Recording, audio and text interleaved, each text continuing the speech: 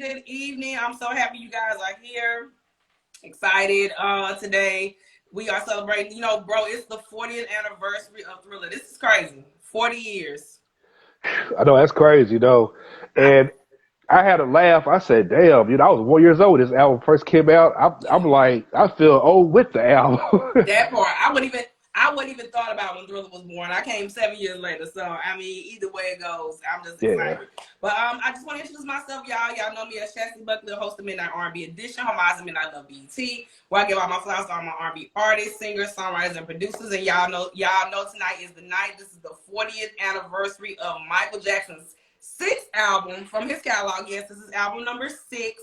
This is the amazing, the iconic, the best-selling album of all time, Thriller. Like, bro, you represented Thriller on my episode. Remember in June, the past June, we did Thriller. yeah, I remember we did that. Yeah, We and that did, was we did. epic. Breaking down like the top certain songs and stuff. You know Yeah. what? When we went live, I feel like I kind of missed out certain information I was getting ready to say. But you know how it is, get so clogged in with so much questions. You're like, damn. Well, next time I go live, I should have just detailed it more. No, you were good, bro. No, really and truly, that was just for like, I think y'all were the first to even do that platform that day when we talked about Thriller and the Yeah, Bodyguard. Because remember, that was when the first time I transferred everything because of, all the yeah, that's credits. right. Yeah. Yeah, it just transferred and went straight to whatchamacallit. So you and Sashima were like my first people that we went on live and we did Oh Thriller. wow. Fun.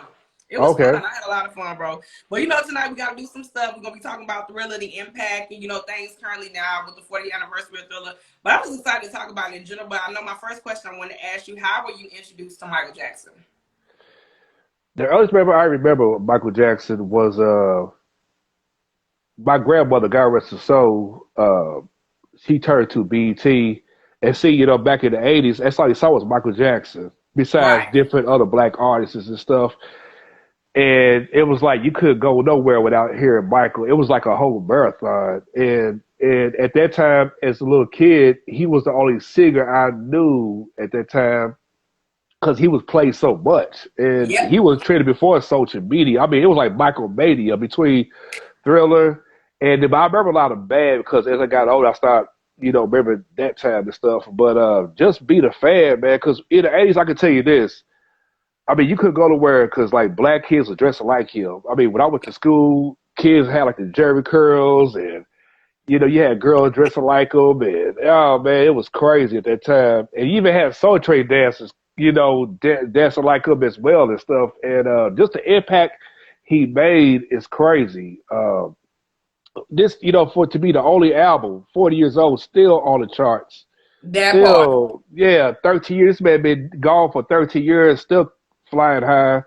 Hmm. And every Halloween, MJ rises up. But he definitely was the trendsetter. Yeah. Because if it was for that album, I don't think artists would make it the type of short films they do, be that creative he does. So Yeah. yeah, Yeah. but how I get introduced to Michael, my mother, she grew up as a Jackson 5 fan. So that's how I became a Michael Mm. Jackson fan. So when was okay? So bro, I wanted to ask you like, when was the first time you got that Thriller like actual album vinyl? Like, how did you feel when you first got to hear Thriller for yourself?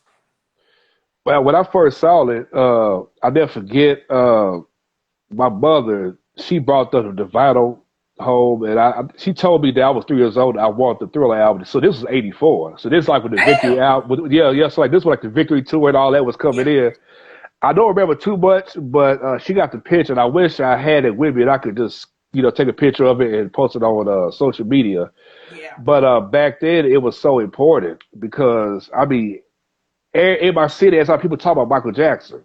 Yeah. And so that's all they talked about. It's like you go to any country, yeah, it's like, like who's your favorite artist? And Michael's right there. But no, but growing up, to me, Michael felt like a black superhero. That's how I look at it. You know, Preach. bec- and like I want to say this too for people who don't really comprehend, understand, because the media they always like to narrate us black people, but he was breaking down doors, and Preach. if it was for him, it would be no MTV Raps, it Yeah. would be no Club MTV, none of that. Yeah. But from a little boy, I remember I had like the Michael Jackson posters and everything. I was Michael Jackson for Halloween in '86. I had like, Damn. I had like my mama just like Billie Jean, I had like the black jacket with the pink shirt, the little bow tie, and stuff like that. So Yeah. that was the first and only time. But but like when I listened to his album, man, I must have worn it out. I don't know where that vinyl's at. I couldn't even tell you. But my mama told me, she said I tore it up. Okay, look, Yeah, that's amazing, bro. Like I said too, for my introduction to Michael was actually when I was like 5 or 6, and it was around the history tour, like history when he did the history album and stuff. And yeah, at the time I was like, I would say mid 90s. I knew who Michael was because like I just heard he was like this big entertainer, made all these great songs. But like I said, I really got to learn about him through the Jackson movie. And so when I understood through that, I was like, wow, Michael was a big thing because that's all yeah, people talk about, Michael Jackson, Michael Jackson. And then, when I heard his songs, back then, like I would say probably from history and remember the time, so like that, I'm like, okay, cool. But when I really got to learn about him through Off the Wall, I think that's when I became a super fucking fan. And when I yeah, watched the Jackson 5 movie, that made me a super fan because I really wanted to know who Michael was. And I think a lot of people yeah, don't understand that Michael had a childness like to him. And people don't understand. I think when you're 5 years old, coming from that entertainment, adult industry at a young age, and singing for majority of your life, you don't have that type of childhood. And I think that's what Michael, kind of embodied for all of us. He was a rising child star that became something bigger than larger than life. Bigger than, look, we always say bigger than, everybody say like bigger, like big, yep, like Jesus. He was that dude, And yep, the first time I really got to hear about Thriller, I think was in 2001 when they were celebrating that 20th anniversary stuff. Remember yeah, when he did the little concert and stuff back then before 9/11? And that's all they was talking about was Thriller, how big it was, how the, whatchamacallit was. And I remember in 99, they showed the Thriller short movie. And I was like, wait a minute, he did this? I said, oh shit, Michael was really that dude. Like you say, he did movies. Like he made short film into music videos, into movies, but not in that. I think he was trying to capture something to make people understand that music hits all type of things. You know what I'm saying? It don't yeah, hit just music, but it hits movies, it hits, theater, all type of poetic type of things where people can understand. And like for me, I was just super shocked that he had this song called Thrill, and I never knew about it, but my mom didn't even really put me up on game. I really had to do my own research. And so when my dad came back to my life in 2001, I told him I wanted Thriller the album. Bro, I had to wait 21 years to buy that damn album. Do you hear me? wow, 21 damn years. yeah, So I when I believe it. heard the singles and stuff that they would promote throughout the years, I was like, okay, this album had to be tight. And I was just really shocked. And when I first heard Thriller and how big it was and how monumental that album did, it was just so impactful. You know what I'm saying? Yeah, I think for a lot of people don't understand it. Okay, how we talk yeah, about I tonight, agree. how big the album was, but I think for a lot of the young fans don't know how big he was back in the 80s, going on from each decade. You know what I'm saying, bro? He's Yeah, always been that dude, but I think when Thriller came out, it just really superseded what we thought the music was at that time. You know what I'm saying? Because everybody was always going to Elvis and all these white artists.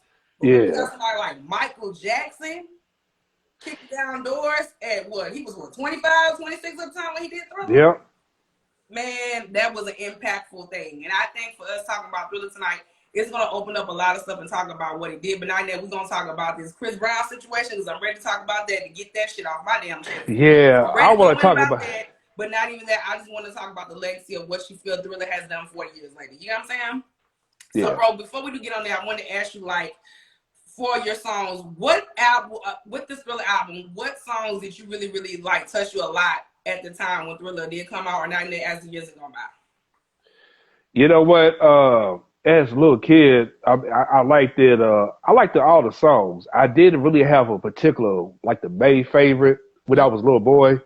But now when I became adult, I Yeah. remember when they did like the 20th anniversary of Thriller, and they played like a little snippet of Carousel. I wanted to hear the whole version so bad. I'm like, how the hell you gonna have 20 seconds in a song and then turn around, have some guy do the voiceover? So Right. once upon a time, Michael Jackson recorded a song. I'm like, man, I want to hear your damn voice. I want to hear the whole song. So fast forward all the way up until this new decade. I finally Yeah. got a chance to not with YouTube. I heard the whole version of Carousel. I said, man, that would have been a perfect fit. But I'm Mm-hmm. gonna tell you what's so funny. Carousel remind me of so much the song that he did with his brothers, the Destiny album, a song called "That's What You Get for Being Polite." It was still like it Okay. was a sequel, if you hear that song and Carousel, it was like it's one thing he would tell a story about whatever's going on, Yeah. but and that was the sounds of paranoia. As far as like he was talking about himself. It was like Michael was giving out. He was showing his humanity of who he was and stuff at that time because from Motown to to the Kid Jacksons, that he could have to really express himself. Motown was the Kickstarter of what he could do as far as like being like that bachelor guy and stuff. But Thriller, he was out to express who he truly was and stuff. I agree. I truly Yeah, agree. still being limited down and stuff. But Carousel was my favorite song, and Baby Be Mine. And and see, here's the Yes. thing about it. What pissed me off to this day, and back then, black artists was limited to what as far as views they could put out and stuff. Right. But Michael made it up for when he put out the bad out. He put like 8, 9 videos and stuff. Yep. And I He sure thought to did. myself, I know Michael wished that if he could go back in time, if that was me, if I was Michael, I would have shot the videos for Baby Mine, uh, PYT, Yep. Human Nature. Even though that was an animated version, but I don't really consider that as a video. A lady was a lady of my life. Yeah. All those videos, because that would have extended to a whole different level, his creativity and stuff. And Yeah. but other than that, Thriller, the short film itself, it's iconic because that right there took his album took Michael to orbit to kick off sales, even Right. though it wasn't like a fictional like 2 or 3 hour film, but just watching it for 20 minutes make you feel like you was there for 3 hours, And if you look at the short film, it looks so intense, It like you does. feel something's coming, even though because when I saw the documentary Michael Jackson whole videos, he said that he was playing a character that some of it didn't really make sense Right. because he said I wish that we could have had a name for my character as well Yeah. as for her, Yeah. but I remember as a little boy they played that. I mean, like they played through the short film every time Michael Jackson put an album out. MTV, VH1, BT, well, all over BT, but they always played that shit faithfully. Yeah, they show, and And that's exactly, and that's what, bro. I love what you said about Thriller. Thriller broke barriers. Like yeah, Thriller had to, like MTV had to force Thriller to be on a fucking TV show. Like it doesn't make no sense to me. And it's like for yeah, this album to be so, I think, and somebody said in the comments, astronomical for what it done. I think in music history from all walks of life. And like I was watching this little mini doc they were talking about today with Michael talking about how marketing it was. And I was talking to Jar earlier today how I think Thriller has inspired so many other albums to kind of do what it did, or just yeah, kind of like be influenced by different styles of music, but create it in an R&B way. You get what I'm saying? yeah, And I want people to understand at the end of the day is, and I love what Jar always talks about. Music ain't just music; is we have black music. You get what I'm saying? Country comes from us. R&B yeah, comes from us. But yep. gospel, come on, rock and roll. Let's be real about that, bro. You Facts. want to go there with rock and roll? Because that was us. That was not you already know. Yeah, and that's what tripped me out though, because now you start seeing more black artists that was raised in country and doing country music. White Exactly. people feel offended. How can you feel offended something you ain't never created? Exactly. How can you feel offended something you never created? We created all this stuff. I mean, the music came from the slavery days. We created the rhythm Thank and you. blues. Thank you. You know what I'm saying? And that's what killed me though about white people. They always try to narrate us. And this whole Billboard Hot 100 bullshit gets my fucking nerve because, like for example, Michael Jackson got 13 number one hits on the R&B side. Nobody ever talks about that. Okay, you Right. talk about the Hot 100, that's cool, but what about the R&B side? Stevie Wonder, 20 number one R&B hits. Him and Richard Franklin. Nobody ever talks about that. But they want to put this label to treat like we are, a short end on a stick. Yep. That's what pissed me off about that. So the But but there was one thing I wish Michael could have done. Because my thing like this, he won't do his own thing. That part I agree. Even though he did a Motown performance, but I wish he could have performed on the American Bandstand, Soul Train for his solo stuff. Because my thing like this, you had the opportunity, bro, to do that. And when Invincible came out, I wish you would have done it on Water Simpson Park. That would have been fucking epic. But bad business decision from his management and the PRs. Yeah. But some artists, though, when they get to that certain level, they don't they don't do that. They don't perform on there no more, you know, and it's sad. It's like that. But that's what I said, bro. Like, Michael is the pioneer. Thriller is the pioneer for music. It's the pioneer for music videos. And that's why, like you said, for us to understand what Thriller has done, I feel like you said, I feel like an R&B song should have made. They went straight to Beat It. I love Beat It. Don't get me wrong. I do. I love, you know, Billie Jean and all those other records, but there should have been something marketed to R&B for us as well. You know what I'm saying? That would kind of like my little critique on it, because I love PYT. PYT, it gives you that pop sound, but at the end, that shit is R&B. You know? Yep. I don't understand. That's true. So it's like, why we couldn't, I think, for us get an R&B, I think, single at that time. Like, we too good to be on your TV, but you want to play us on the radio. No. At the end of the day, it's R&B. Exactly. Like, you love black music, you want to play it, but you don't want to embrace us. That part. You know that's kind of how it was. Just like Frankie Lyman, he was on the American Bandstand, and Rest in Peace, Dick Clark introduced him to. Yeah. And the music was playing. They thought it was a white artist. As soon as he got on there, they started looking around, looking all stupid. No, it's too late now. We own your ass. You know what I'm saying? So it's just crazy, man. You know how it is. And to this day, MTV is still segregated, because when Bill Bellamy took over as the host of MTV Jams, he said on one of the YouTube blogs, he said that they'll try to remove rap off as well as R&B, and rappers and R&B singers coming to him saying thank you for, you know, having music played and stuff like that. So, you know, there's a lot of trick to this bullshit. And my thing like is, and speaking of MTV, how can it call music television? All these playing T-Mob, was it Catfish, all that bullshit. You know what I'm saying? Get back to music. But and that's the thing, I think with Michael is he was a heart of music, and I think what is now versus, and we'll get to that when we get further down and talk about Chris. Yeah. I think what we're getting lost in the shuffle is, I think the authenticity, like you're saying, the authenticity is lost in music, period. You know? Right. And bro, what I'm really like, I wanted to ask you too, like, do you know any like fun facts about Thriller that I think a lot of people don't know? Because bro, I did not know this. Did you know that the leading girl, Ola, she sued Michael? I didn't know that. Yeah. You know what? Okay, you gonna I'm gonna tell you this. Like, what the hell happened? Like, what went down with that? Okay, like here was the deal. Okay, now for one, you know, she signed that contract. Michael told her, you know, you can have the rights to they create like the dolls or the posters, and you know, saying like that. Now she said that she got a short end of the stick, but she was trying to sue Michael between, what was it, 89, and then when Michael was going through his situation 93, she tried to hop on to that. Then she tried to do it again 98 and stuff like that. Yeah, and then when he died, 2 months before he died, right? Yeah, but she got to understand, for one, that's his song. Ooh. 2, he directed it. 3, he came up with the storyline. 4, he paid everybody and their mama. 5, he picked a location. 6, he picked you. 7, you'll have one fucking line. That was it. You know what I'm saying? And 2, people gotta understand, you know, as an actor, when you have a speaking role, right, and it's only like one scene, it's like, you know, you're gonna get paid a couple hundred, a couple thousand, that's it. Right. It's not like, you know, she talked throughout the whole thing. You know what I'm saying? Right. She only had one seat in the car with him, and 2, the whole time she was screaming. That was it. Right. I mean, and bro, you know what's crazy? I didn't even know. Like, they said out of all that, bro, all she got was 200,000. Yeah. Bro, it could not have been me. But I feel like, bro, I have a question. Do you feel like it was right for her to sue? Do you think she should have got paid more, or do you think she should have got something?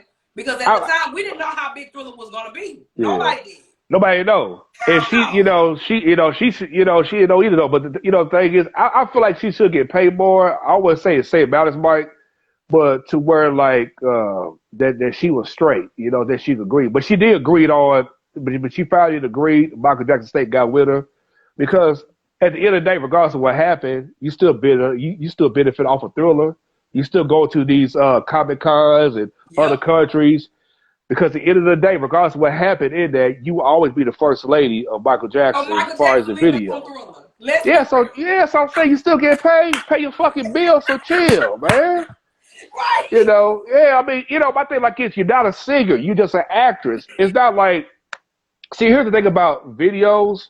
The Yeah. bad part about it, there's no royalties. You know, you get a check, there's no royalties. It's not like, okay, they did a movie through Sony Pictures or Warner Brothers Right. or something like that. But my Yeah. thing like is, don't get mad at Michael, get mad at your manager, you know, There you and, go. and your agent. That's right. They didn't read through the paperwork. Right. You know what I'm saying? But they probably figured that, well, you know, she knew to the business, you know, she gonna sell for what it is and keep it moving. Yeah. And that's yeah. Right, no, right, and keep it moving, bro. But like another fun fact I didn't know, bro. I didn't know that. Well, at the time, since I had looked yesterday, did my research. I didn't even know the guy too, who was the voiceover. You know, all this goddamn time I thought it was fucking Quincy Jones that was singing, doing a voiceover Thriller on the song. Yeah, you But know it's what? not him. It's somebody else. And guess how much that dude got paid? How much? $20,000. Bro, they do whole contract shit. None. $20K. And you know, just the song was gonna be.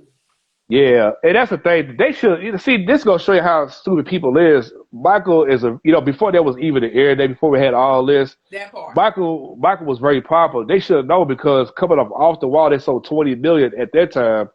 Now, Competition should have told you. We're trying to talk about well, we don't want to talk. We're gonna talk about Off the Wall, but agree, Off the Wall is a big album just like Thriller. Right. They should have told you because, you know, and then on top of that, but my thing like this, why you didn't have a negotiated contract? You know, was you behind on your rent, you know, or something? People just desperate. They just took anything. Yeah. But my thing like this, you know, you never want to sleep on the situation. Exactly. Because once it blows up, you're going to be looking stupid and stuff. Yeah. And, you know. God name, because $20,000. And, you know, but I got to give Michael Jackson credit because he's so creative in his videos when it comes to putting stuff together, you know. And, you know, for him to come with this idea for Thriller, for that short film, that was genius work, you know what I'm saying? And that song Starlight, I couldn't really see that really being a official single stuff. Yeah. And it's okay. I didn't really catch much for it. It sounded like one of those commercials that you hear and stuff. You know, like Star Bright, I'll brush your teeth or bleach your clothes or something like that. You know what I'm saying? But I couldn't see that because that, you know, had that they would have made that decision besides renaming it as Thriller and everything. I don't think Thriller would have been the way it is now. So thank God they thought about that. And one thing people don't understand, Michael was very conscious of what song should be a good fit for the album and stuff. So they got to get an ear for music. Preaching, bro. And you know what? I watched a little mini doc about that. Quincy even said it himself. Like, he did this on purpose. But, you know, I got to give respect to my brother-in-law. He talked about it when we talked about the Mario thing. He said this was strategically done. And, you know, for years it's crazy because I never understood that because for me, I like music. You know, we music heads. Music creates the heart. It touches the heart. So for me, I didn't know it was very, market because, like I said, I listen to all walks of music. But, yeah. Like when he put Paul McCartney on there, that was strategic, even though he took his publisher. But he put Paul McCartney on there. He put Eddie Van Halen, Frank Finnegan. Like people don't talk about the main Rod Temperton. People don't talk about the main people that go straight to Quincy. And I think it was very of him to put these people on there because he wanted everybody from each race to love this fucking album. You know what I'm saying? Yeah, yep. And they never talk. Yeah. Every fucking body like this fucking album. Yeah, that's what makes sense. It doesn't trip me out. Like they never talk about James Ingram. You know, they wrote song PYT and stuff. Thank you. And, oh my bad, my boy James Ingram. Yeah, they never talk about that. James has let everybody know. I get paid from this. I don't give a damn about that music. Yep. And he still get paid. Still roll over his grave right now. You know what I'm saying? Still get paid. You know, okay, even though we talk about how do you feel that PYT, I think, in my personal opinion, should have been a video. Rashad, do you feel like there should have been a video for PYT? It should have been because I could see where it could be something similar to the way it made me feel, but the opposite version. That part. You know, it could be where he's with his homeboys or he's coming from somewhere. He see this fine sister, walking down the street, and he was like, "Damn, man, who is she?" But fast forward up, you can see like a group of females and he's shouting about and they're doing their thing. I wish it could have been that, they could have done a video like at a diner or somewhere, somewhere in the street. That would have been dope because, and believe it or not, had Mike would have done a short film video for it, look at what would have happened, especially with the internet. It been all kinds of memes. Well, in a good way, and I agree. signature and everything. You know what, bro? And I was gonna say that. You know what? Somebody in the comments they going in, they agree with you with Carousel. Carousel should have been on the album. I guess everybody agree with you on that, bro. They like Carousel. Yeah. But, Yeah. but you know what's crazy, Rashad? Now you can see. You got see. That's why you're a damn. I feel like now it makes sense because if Billie Jean is talking about a hoe, he could have flipped that shit and made it PYT got, hey, I got me a pretty young thing. Boom. Yep.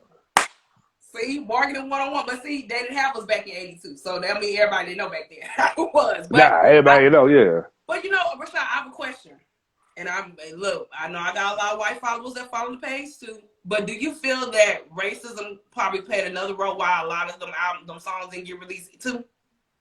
Yeah, most definitely. Because I started saying that to you saying shit. One thing I don't like about no offense to white people, there's a cool white people out there, there's stuff, they knows their music. Yeah. One thing I don't like is whenever a black artist drops an album, they review stuff on the artist differently than we review on the artist. Rolling Stones, bastards, but anyway. Yeah, and you know, how the hell you gonna give an album 2.5 stars? How the fuck you do that, man? You know, and here it is, like you can go on like Vibe magazine, they can say, okay, this album got 5 stars, but you give it 2 stars. I'm like, they're like, what you got, a vendetta or something? Like they're like, I mean, what I could do, like took your girl or something? That's what I feel. You know, so it's, you know, that's why I say, you know, racism still exists, no matter, you know, not just the regular world, but the entertainment world as well and stuff, because they'll try to find ways to make sure that you, to manipulate a black fan that's a fan of a black artist to let you know this album is trash. Because there's a cat, I don't want to say his name, he's a DJ, but whenever a black artist drops an album, he bashes the fuck out of it. What makes so bad, half our people be vouching for this cat. I'm like, is y'all serious? I tell you that, you know, after this live is over with and stuff. Yeah. See, Rashad, see, that's the shit I'm talking about because, bro, and that's why I threw racism out there because, like you said, MTV had to play, like David Boy, somebody said in the comments, David Boy forced them to play his Boy album. He had the biggest album of 1980 fucking two. I mean, what was the run? 82 to what, 85, 86? Yeah, ran for 4 years. That album ran until Bad finally came out. That's how big that album was. Because back in those days, we had a 5-year run with Thriller. Yeah, because see, back in those days, between the 80s and 90s, we had networks like MTV, BT, VH1, and other networks. Whatever album done real good, they'll run it for whatever, how long, you know, the next album supposed to be out. Like how when Janet Jackson put out Control, that ran for all the way up to 89 until Revelation came out. So with Thriller, that ran for 5 straight years and stuff. Then when Bad came out, it just came out of nowhere. Yeah, it exploded. And that was bigger too. But you know, look, the Grammys, they fucked him over with that shit. But you know, that was some BS. But like I said, bro, and that's why. What other fun facts do you got? And I didn't know this too. And I'm gonna just say my fun fact. I didn't know Thriller's been sampled over 813 times. Yes, yeah, because between besides R&B singers, rappers, even pop singers, rappers have sampled that. Sample Thriller. Who that dude got back in 2000 that did Any You Okay? Well, no, that was Smooth Criminal. My bad. I'm going. I'm talking about with Thriller in general. But you know what they sampled? They said the most song they got sampled. We obviously know what that is Billie Jean. Yeah. Oh my God, that got overplayed so much. Samples is ridiculous. I swear. You know, between that and other songs, you know, they got sampled here and there. But yeah, that was the most sampled song and stuff. And speaking of Billie Jean. You know, I tell you, for Michael to be the first artist alone, especially black artist, to have a real Crips in his videos. Talk about, bro, they don't talk about because that was real game. Yeah, and see, it makes sense. People realize Michael's from the hood, so he'll be the black man from the hood. He can relate to that. So, you know, I'm going to ask the real people in. So why, it makes sense because, you know, if you try to add some dancers to play a gang member. See, no offense to, you know, anybody that does acting roles, but as far as dancers, I couldn't see them do that because he'd be like, nah, they don't look tough, and this and that, they would nitpick, this and that. So he did right to bring some real street, to bring that toughness in it. So he'll add Bloods and Crips in the video. It was dope. but Michael had a infatuation with Crips because he had to begin on Way to Make Me Feel. But Right. we talk about him that's another time. But yeah, that was bold of Michael. It was some Mo, real Crips. Yeah. can you end this conversation? Was Michael a real dude? Because everybody think he's soft. Now he's a real dude because you know what? I've been in this game for a long time. One of my homeboys, his name is James Woods, and he told a story that when a Dangerous album was getting ready to get worked on, and I think like Michael was like 5 songs in with Teddy. Michael wanted to visit Compton, California, what? and Teddy Riley was like, "That's the hood." "Yeah." Teddy Riley said, "You want to go to Compton, California for real, Compton?"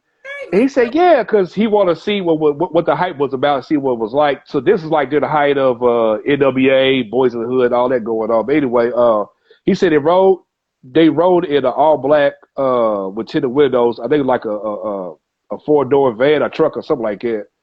And Michael was like, "Wow, this is really real." So yeah, he was infatuated. He wanted to see what it's like. He said they didn't stop nowhere; they just drove down there. It was between Compton and South Central and stuff. And but you know, because Michael wanted to go, he wanted to get some type of inspiration.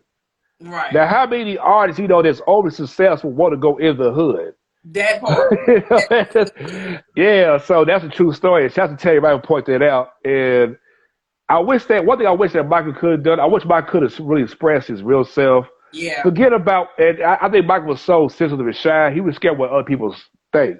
Yeah. Fuck all that. It's sad that people got to tell his stories, and he won't be able to, to embrace himself the way he wants to because, yeah, that's a true story, But if you think about it, half of black people we are from the hood, we relate to certain parts of the world. We may not be in a gang nothing like that, but it's in us. You know what I'm saying?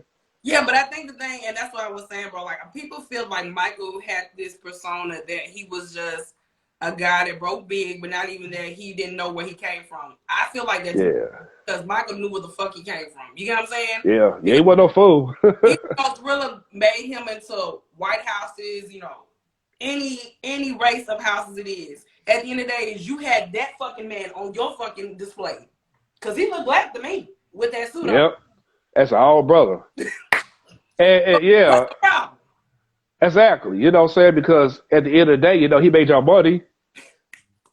You ain't had no problem when he was making all the money for y'all networks and endorsement deal and whatever else. Y'all didn't say no way he made the money for Pepsi and British Nights and whatever else going on. That's what killed me about these, certain races. They do that stuff. Like they want to complain about you, but they want the black dollars. What you say that for the choir? Say it again. Like they don't, like they complain about you for all the wrong reasons, but they never complain when you bring the black dollars in. That part. But, yeah. So, yep. All right, bro. You have any more facts about Thriller that you can tell the audience to know about? I don't know too much. I know some things, but I don't know everything.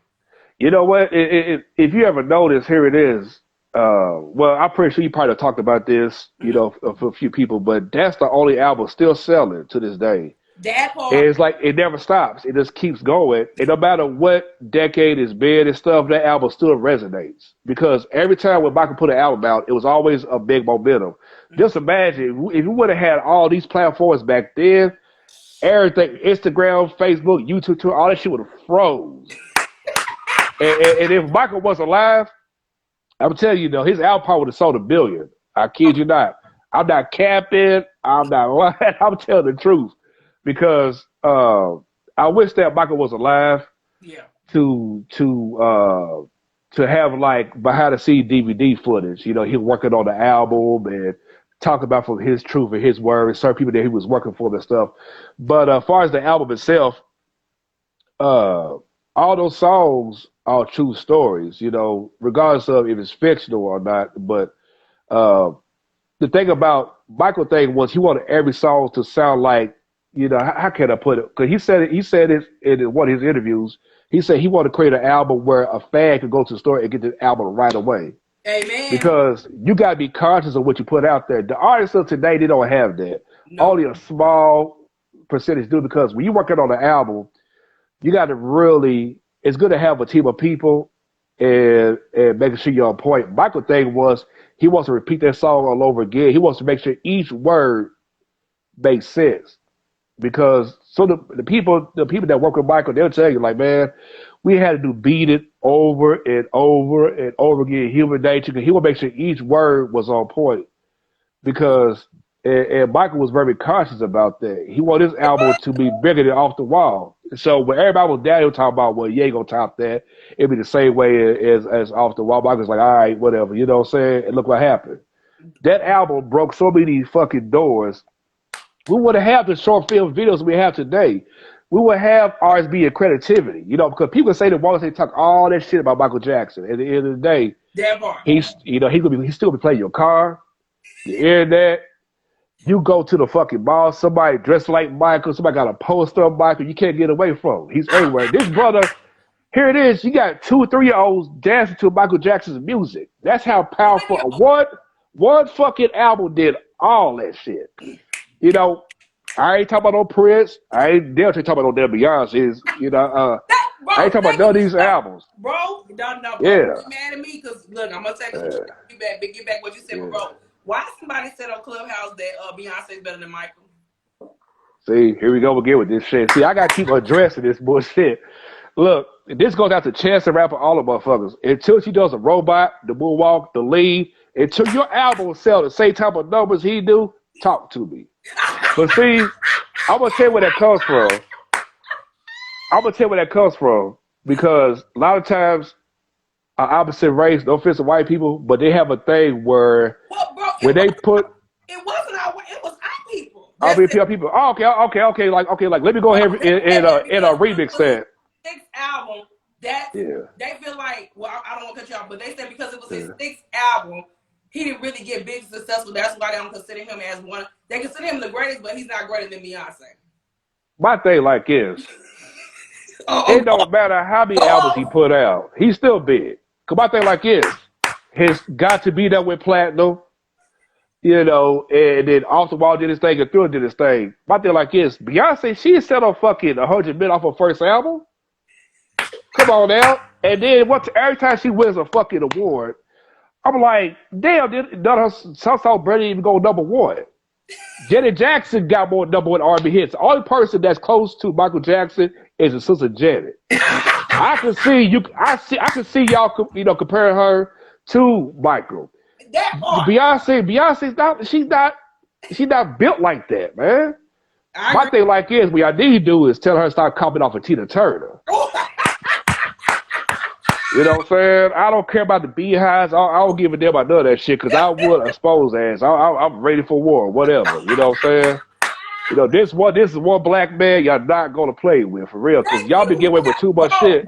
They was hard to say that Beyonce Dangerous Love album and all her albums after that has superseded what Michael's done. I said, are you fucking serious right now? Are you fucking serious? Bro, they was serious. How the hell did it succeed? How the fuck did it surpass it? Ended up, man, they capping like a motherfucker, though. I swear to God, man. That's what killed about our black people. We do the most dumb shit. We will never be united. We will always be divided. We will always find a way. I'm going to tell you where that comes from. That self-hate bullshit. Amen. Because, you know, when you let opposite race poke fun of you, be like, hey, look at your people. Look at they doing this and that. And when you agree to it, that's what plays a part. Amen. Because, you know, and that's how look how society is. We got these Candace Owens, Herschel Walkers, all this other bullshit. You know what I'm saying? It's ridiculous, man. That's why our country's fucked up because niggas like them, you know, are vouching for that shit. Right. You know, we would never be united. I swear we won't. But now to get back to as far as Michael Jackson and Beyonce, nothing against Beyonce. She's a hell of an artist, but she's not Michael Jackson. What has she done iconic? I want to know what has she done iconic. I've been watching this girl since 1996. What has she done iconic? And besides doing that, and I can be honest. Yeah. What has she done iconic besides doing all that? What has she done iconic? I want to know, man. You know, I'm like, yeah. This is what Kimani said in the comment. He said Mike was drawing standing across outside his hotel room. No social media. They was even trying to say Drake was up there with Mike. Yeah, right. Where? And Michael did. Where? You know what it is though, because they, that's one thing. There are certain artists we don't like, but what me as a black man, I would never put down my black people. All right. And regardless of whatever how I feel, I keep it off the internet. There's a difference between going in on someone and set a record straight, yeah, and just making fun of somebody. Two different differences and stuff. But you know what it is? They try to find. Yeah. I'm laughing in the comments. What did Beyonce say? Beyonce sounds more than with Destiny Child. Facts. Exactly. You know what I'm saying? And see, here it is. You don't see a bunch of kids. You probably see videos of kids dancing to Beyonce or even dressing up like Beyonce. I mean, you see, not at the impact of Michael. Not like every fucking year for Halloween. Like Michael been doing this shit since the what? 70s? 70s, yeah. 60s, we'll go back. Well, 1960 fucking 9. And, he had so many, and see, people don't realize this, though. Like Barry Gordy said in 1987, Rockwell Hall of Fame, the Jackson 5 was the key access to inspire a lot of black kids what they're doing today. Amen. It will be no New Edition. It will be no Troop, no High fucking Five, none of that shit. You know what I'm saying? It will be none of these groups, not even solo artists. Jackson 5, they pay a lot of weight. It's different because they are a boy band. There's a difference between a group and a boy band. I'm not talking about 5 guys singing. I'm talking about, here it is, you got to play the guitar, they dancing, they singing. The Jacksons was different. I mean, when Michael died, BT did a special on him, and they said that Michael, he made what was it? He was the first black man to have black women go crazy over him. More than any male black artist at that time.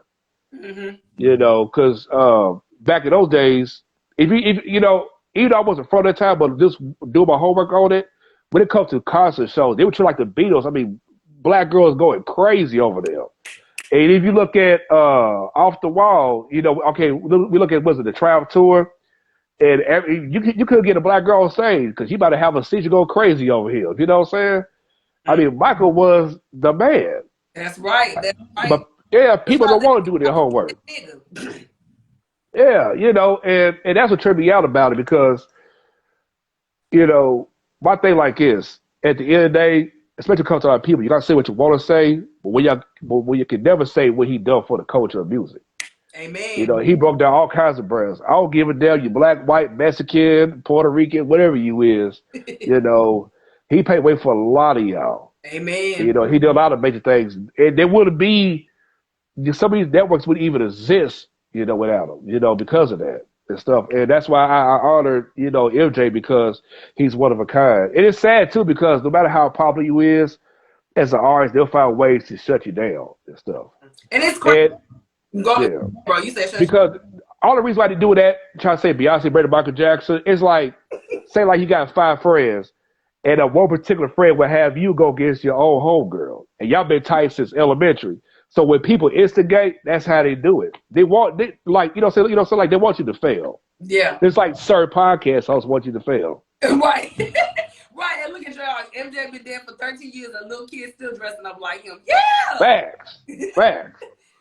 And bro, that's what I'm saying. Like, it's so crazy to me because, like I said, I interviewed Lavelle, his choreographer, and he was so nice, so sweet. He said Michael was about that life. So it's like all this shit talking about a man that was dancing with this man since 1987, since Bad came out to his death. Yep. They say that Michael was that dude and Michael was about that shit. Why would you not understand and believe anything he's saying? That's why, bro, it kills me when I want to tell you that because it hurt me to my heart that people think that Beyonce is better than Michael Jackson. You have got to be kidding me. Like, that's an insult. I'm fucking reaching. Now, that, bro, is a reach because at the end of the day, we're not denying Beyonce is an icon. We're not denying it. Yeah. Not going to supersede what Michael has done. No shade, but she's not. Exactly. She has it.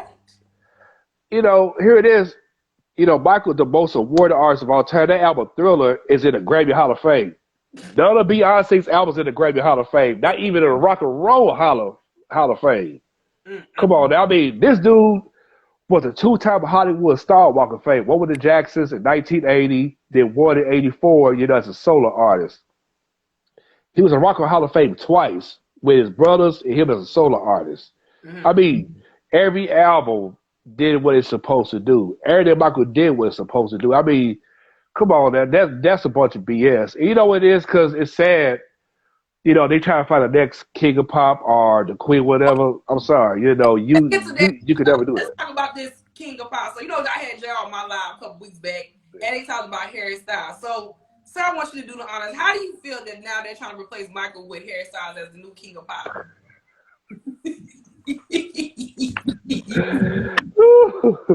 Oh my God.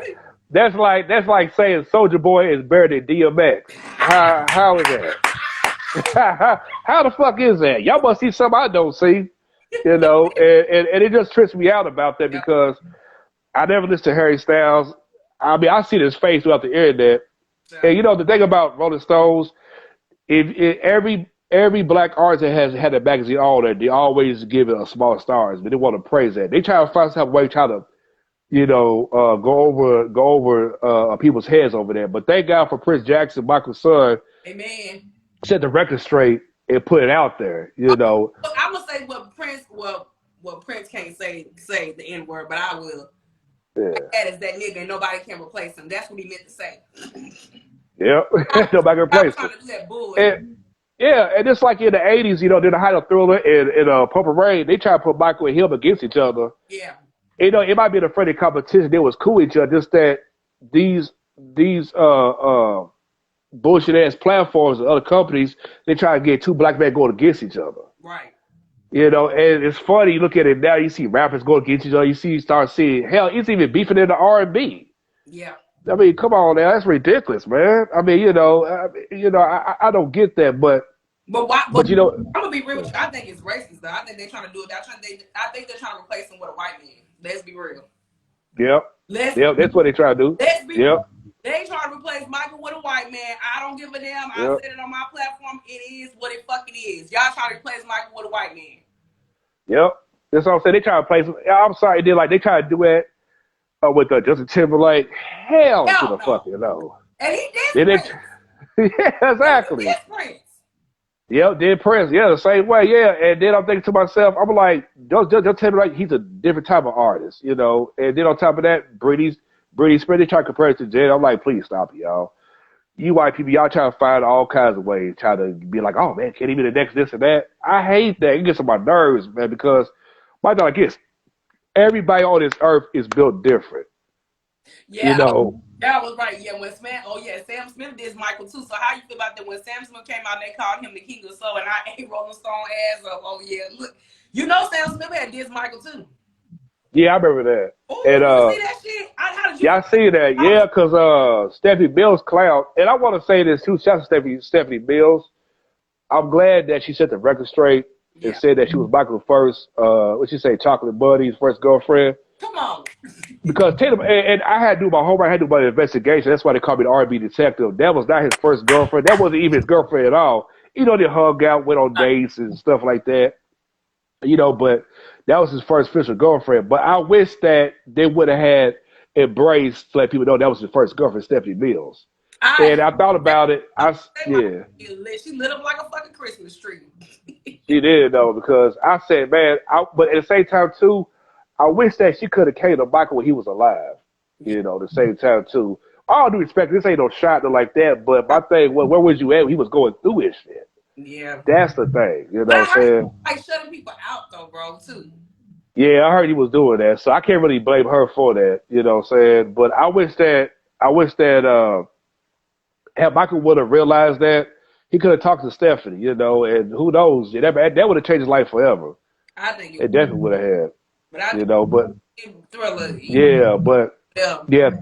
Thriller, definitely was, to me, it's one of the greatest albums of all times. Amen. Because back then they had like this, stickers, like, how you put like the stamp on your mail stuff off. Yeah. They had like the Michael Jackson stickers. I mean, to have buddies, he even had his own doll and stuff. I mean, I saw that. Yeah, at that time, he was one of the first black artists to have his first wax figure. Of course, they had to do so many wax. He's a wax figure because through plastic surgeries and different changes and stuff like that. But I mean, Michael was trending. He didn't need no fucking internet. He was the internet.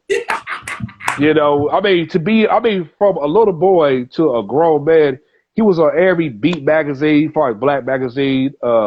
Back then when they had Word Up, Essence, Ebony, Jet. Michael was every fucking where, man. Right. Somebody said he had his own play. That's true, bro. I didn't know he had his own record. Yep. Damn. Yep. Yeah, he had his, he did a company for this shoe company called British Knights, and back in 1990, everybody had British Knights, though. I mean, I never wore it, though, like that, though, but, it was all right, though, the shoes. That fucking Thriller jacket, it looked like everybody in Mama had. Yeah. Yeah, that's what I'm saying, though, because if you look at Beverly Hills Cop, there's a scene where everybody's laughing, and you see these two white dudes, had like the Thriller jacket on and stuff. Right. And, Michael was a trendsetter. He definitely was. And I want to say this, too. Yeah. I don't know who wrote this. People said that Enjoy Yourself was the first video of the Jacksons. No, it was Blame on the Boogie was the first video. Michael came with the whole idea together. You know, it's common sense. Although I hate when other races try to tell a story about our people. Yeah. But my thing like is not knocking them. I ain't trying to start no type of race war, but we need to tell our stories from our people. I agree. You know, it's like whenever you go live and Derek go live, I'm ready to hear from y'all. Yeah. If I sit here and let an opposite race tell our story, I know it'll be a bunch of fabricated bullshit. Yeah. Then people will comment like, "What are you talking about?" Then it'll be all over the place. Yeah, I agree. Stuff. But how you feel about those tracks that came out? You know, say what, how like a bonus disc? I'm not a fan of it. I heard some of it. I'm not a fan. I'm just not a big fan of and I'm gonna be real with you, bro. The reason why I'm not a fan of it is because every time I wanted to get, like I said, bro, it literally took me 21 years to get this shit. It literally took me 21 years. And in all honesty, I remember back in 2009, and this was actually the year Michael died because I had a lot of tragedy in my life back in 2009. My aunt and, my best friend, everybody kind of passed away that summer around when Michael died. And one of my ex-best friends, she had bought me, she asked me what I wanted for my birthday, and I was like, well, there's one album that I wanted for a long time, and my dad never got me. I wanted the original. I'm thinking I'm getting the original. This stuff buys me the fucking 2009 version with Kanye West. I threw that shit in the trash. Yeah, that was trash. That was trash, bro. I heard that shit from the break. Mind you, I don't even like remakes. That shit went to the trash for my 20th birthday. I said, oh no, I don't want this. Yeah, I bought that. I thought it was gonna be something. I don't. I thought it was gonna be. I ain't gonna lie to you. Fucking trash. I'm not a fan of remaking shit that it was in the trash. Do you hear me? Trash. I don't want, if it ain't that shit, I ain't buying it. If he ain't got the white suit, I ain't buying it. Yeah, because I wasted $15 on that shit. Cause at that time when I was working at Walmart, I said, I'm gonna go get this, as soon as it came out, I thought it was gonna be dope. Then when I heard like the little remix, I said, "This shit is garbage, man." Thank you, MJ Moonwalker. His estate do not do a good job with the music and the bullshit. Yeah. Against the motherfucking originals, because what we not, bro, you're not gonna tarnish his legacy by putting. They make it seem like, bro, and I hate to say this, and I don't know if you want to agree with me. They make it seem like once Michael is like at a certain time, they keep him there, and that's not fair. Michael is true. Each decade, so it's like, why do y'all bring these parties that I don't really too much care for? The people they bring in is like Fergie, and I'm like, what the fuck? Oh, Marty Big Sure. Oh yeah. That. And if you don't bring in the remake, get black people. Yeah. Bring me trash. Like that shit. That's why that shit went in the fucking trash. That's what trips me out about that. JR said Marty Big Sure. I think they're gonna be talked about too. So definitely gotta talk about that. But I heard that was it the song called Sunset Drive? No offense to Michael Jackson's estate. I don't know if they could tell the difference. When I heard Sunset Drive, I was like, that sound like, as far as the Off the Wall, they should have been on Off the Wall. They should have been an anniversary edition for that and put that song on there. But when I heard this song, I said, man, this song is too funky for Thriller to even be on. You know what I'm saying? And stuff. And I was like, what the hell are they smoking on? But as far as Michael Jackson's estate, with all due respect, I'm glad that they are embracing and they're doing a good job to a certain extent. But one thing they need to do is whenever he goes whenever an anniversary song he went number one, talk about songs you would know on the R&B chart. Right, and Stop focus on the Hot 100, man. like Lavelle. Like, why would y'all not bring him in? I don't get it. I get Michael has passed, but why? Like you said, bro, why he's not bringing? Yeah, Fergie. They brought Fergie in that bitch, and I threw that motherfucker in the trash. I didn't. Oh yeah, that was garbage. I'm not the biggest fan of remakes. I'm not, bro. And it's Oh, like, yeah. for me, like you said, bro, if it's not authenticity to R&B to me, I'm not fucking with it. I'm sorry, Yeah. I'm not fucking with it, period. So it's like, for me, I really, really had to go buy this album on my own. It took me 2 times. Like, for my dad, the first time I wanted Thriller, he buys me fucking Invincible. I didn't want this shit. That shit went in the trash too. Next, I didn't give a damn. Yeah. Like, it's just like, if it's not, I think, bro, in all honesty, people feel like you're trying to be current, and that's not the case. I owe trust. Let me let y'all know right now. Chester Tony Button, when it turn out, if I'm telling you my gift, please give me a gift.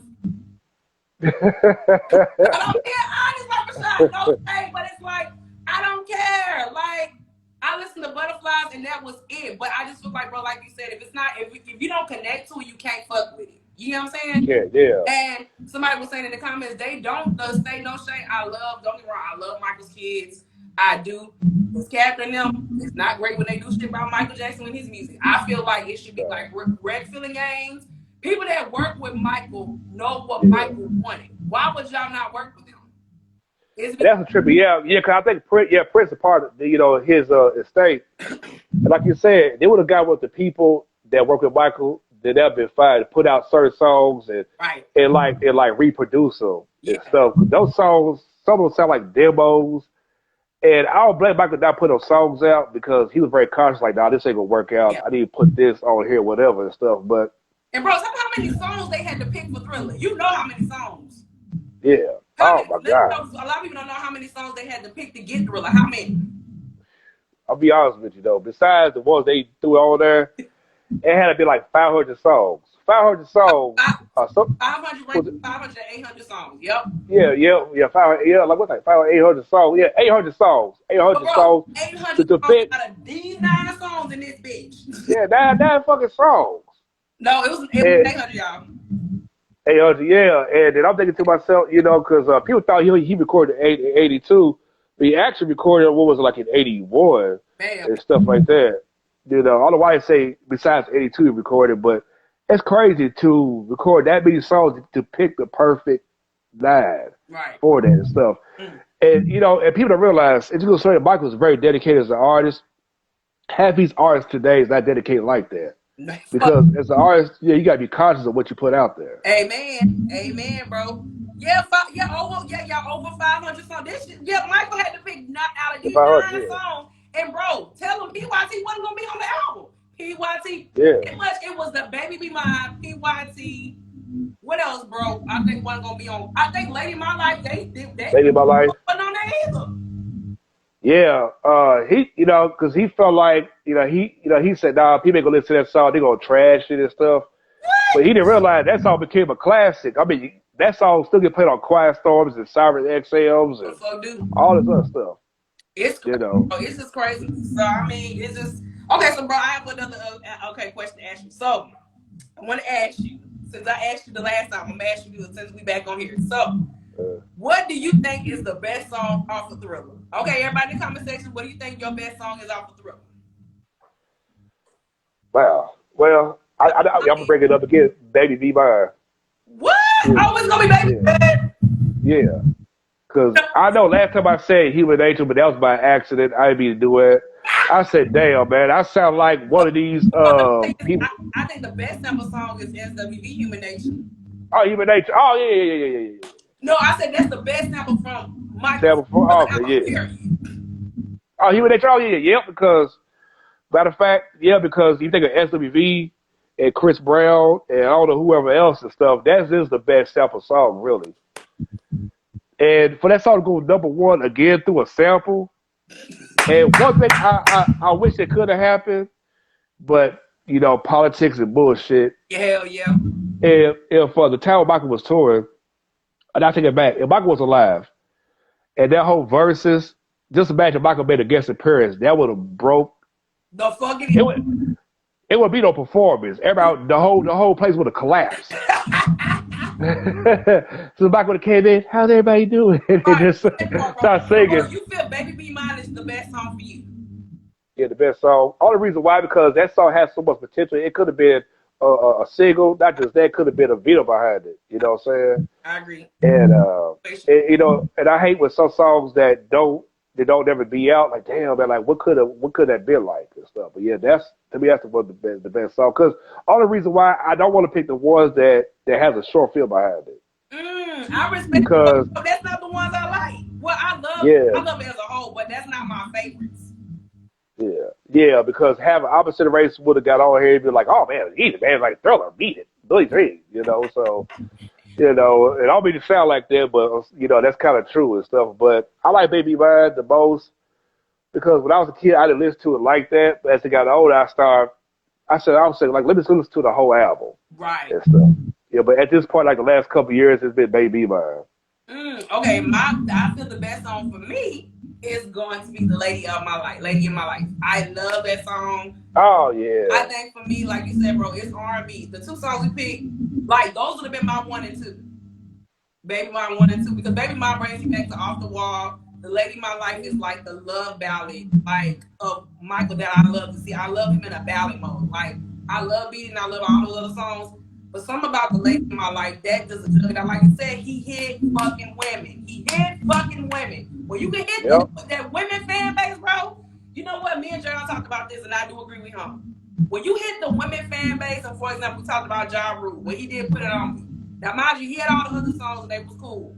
But when you hit songs that relate to women, it's gonna fucking hit. Yep. And I feel like, yep. You know what I'm saying? A lot of people in the comments, bro, they kind of agreeing with you too. They feel like Baby Mine, Lady in My Life, JR saying all the R&B songs, PYT. Yeah, because you know what, you're right about that. Because Baby Mine, that song hits different. Yeah. And no offense to that song, he always performed at all his tours. What's the one song he did off the wall? It was like a sad song too. Oh God, and like I know the song. She's Out of My Life. I wish you would have done Lay My Life at a concert on his shows. Oh my God, that would have been unbelievable and stuff, but would have passed out. Yeah, I mean, anytime you say lay back in my tent of this won't be the night you won't forget. Girl, I need your Sid caress. Oh man, you know what I'm saying? I mean, it just hit different. And when it comes to an R&B song, besides any genre, you get back to the proper song, he's gonna kill it. That part. Because when I heard him see Rocky, you would hit that high note then, I said, that's my nigga. Yeah. That's my. I mean, all right. Yeah. Go ahead. What you about to say? And you know what? And what's so funny about that too? Because to this day, that is the go-to song for the black community. As far as like, if you with somebody, you know what I'm saying? Besides radio playing it. That part. Timothy, you being messy. Don't do that. She's Out of My Life is a beautiful record. Y'all go in here and leave that song alone. Don't do She's Out of My Life. Everybody stay going about that. Look. Okay, so, bro, now we gotta get to the topic at hand. Chris Brown. Oh shit. All right. So now my lovely followers, well, my family. I don't call them followers, they family. I want to ask you, so okay, with the Chris Brown situation, bro. So recently Chris Brown, about I think week before, 2 weeks ago. Yeah. Chris Brown was about to get ready to do this for his anniversary Thriller celebration thing for Michael Jackson for the anniversary at the American Music Awards this year, 2020. But sadly, the day before, 24 hours before the show, they called Chris to let him know that we are not going to need you in any services anymore. So I wanted to ask you, sir, how did you feel about the cancellation of it? And now that when Chris dropped the video about what was going to happen, and I have a question: do you feel that racism played a part in this too? Yeah, racism, and then too, they didn't want to highlight Michael again. That part. And that's what it was. And I want to say this too, because when I said it on Facebook, speak your Rashad, it's one DJ. Speak your yeah, this one DJ said, "Oh, it's Chris Brown lyrics." First of all, dude, ain't got to do with he's white, but it ain't got to do with no damn lyrics or Chris Brown gang affiliation and stuff. Nah, it's just that they don't want to see too many black artists being celebrated. They knew they was coming. They planned that to put a halt into that. And one thing I wish that Michael Jackson State could have had on Soul Train. had been on Soul Train, Don's son, Tor Cornelius, he would have made sure that was out there the right way it's supposed to be. Right. But, and I'm going to say this, you know, I wish black artists to stop depending on American Music fucking awards, billboards. And I get it because of status and it gets me out there. My thing like this, too. Soul Train was your Kickstarter. Video Soul was your Kickstarter. 106 and fucking Park was your Kickstarter. Come on. Why would you not show love to a platform that always embraces you a lot? You know what I'm saying? That's what killed me, all that bouginess and stuff. But I was disappointed, but I wasn't shocked. Yeah, and I wouldn't either. It took me back to like the 1988 Grammys and stuff. And my thing like is they came with all these excuses of what happened to Michael 93 and 2003, and then turn around with Chris Brown situation with Rihanna. You know, that to me that's a bunch of bullshit. Bullshit. Thank you. They didn't say, you know, like you guys waited all those years to say something about that. Amen. You know, you could have blocked Chris Brown from winning more awards down the road and stuff. But y'all did that because the 40th anniversary was coming. They did it because like they try to kill off of that. That's why I say that rest in peace of Dick Clark. If he was alive, none of them would ever went down. Yep. But the people that work for American Music Awards definitely need to be held accountable and stuff. You know, and shouts to JR because he posted a clip about Heavy D. And when Heavy D won an award for the Soul Train Award, this was like big time, like the big selling rap New Jack Swing albums at the time. Right. And American Music Awards always been funny money since day one. Let's just face it. And stuff. Because like when Michael got dissed by the Grammys in '88, he didn't win nothing. But Soul Train, you know, they make sure he got his awards, you know what I'm saying, for his album and stuff. So that's why I say that us as black people, we got to start to put on these platforms. They're going to continue to fuck us over. Summer Walker, no matter how dope she is, they will never give her love. I agree. I don't like Nicki Minaj, but they always going to show her, they always going to diss her. Stop depending, you know, my thing like it's like a relationship. Why can't you go back into this fool? He don't give a damn about you. They don't give a damn. This man don't diss you for your friends, family, social media, and all that. Why you even care? But that's why I say that even half these artists need to be held accountable. They need to be. Yep. It's like the only time an artist get pro-black when they feel offended. Mm-hmm. But at the same time, too, you're never there for the black music artists. You're never there for the Black Image Awards. You're never there for the Soul Train. You're barely even there for the BET and, you know, whatever else. Come out there like this. If I'm an R&B singer, if I was a legend, I'm going to every platform that's black. That's what I like about Michael Jackson. No matter how big he was, he always there for Soul Train when he was awarded for the best artist, a Legend Award. He didn't give a damn how big he was. He's going to show up, represent his people. He was there for the Black Image Awards and all that stuff. Mm-hmm. That's why I say happy artists of today need to take a book. I mean, need to take a book off of Michael Jackson. He was a humble person. Him and Janet. That's what I like about Janet. She showed to whatever it is that's talking about her. But, you know, that's the politics of where we live in and stuff. That's sad, you know. But speak my piece, and I'm gonna speak this shit on the platform. I'm speaking on my platform one at a time, and I know I'm gonna say my piece, and I'm gonna keep it moving. Well, let me first start about Chris. Everybody know I'm not the biggest fan of Chris Brown. Everybody knows I don't stand for Chris at all.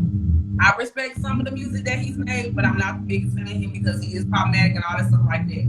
But talent is talent. He has done a lot of problematic stuff, but that has nothing to do with me. And I know a lot of women, or just in general, people be going in because they say, oh, he did this and like that.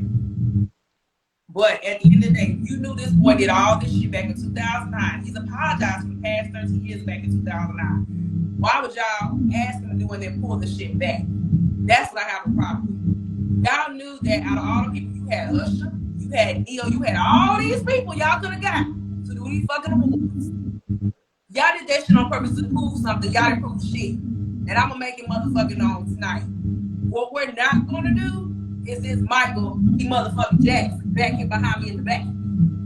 That we ain't going to do. And American Music Awards, fuck y'all. Y'all kiss my ass. Because at the end of the day, what we not going to do, you're not going to come and disrespect our black artists that created your fucking stage to have an even fucking American Music Awards. Let's not get to that. See, they doing this shit because Dick Clark has passed away. Rightfully so. But my thing is this, at the end of the fucking day, when y'all knew that Michael was getting honored for the 40th anniversary. You could have got somebody else. Cried before all this shit. So this shit could have been planned. This is what we about to be in what, December tomorrow? And you mean to tell me that all of a sudden that you didn't want Chris Brown to do his tribute for Michael Jackson because of what? He beat up Rihanna, and because quote unquote Michael Jackson did all this stuff when he got acquitted for all the shit of the allegations. Y'all knew this shit. So my issues at the end of the day, y'all don't care about Michael because he's black, and Chris too. Fuck the bullshit. Because what we're not gonna do is diss Michael Jackson because you feel some type of way about some shit that quote unquote happened in the past that wasn't even fucking true. And they still believe in this shit to the day.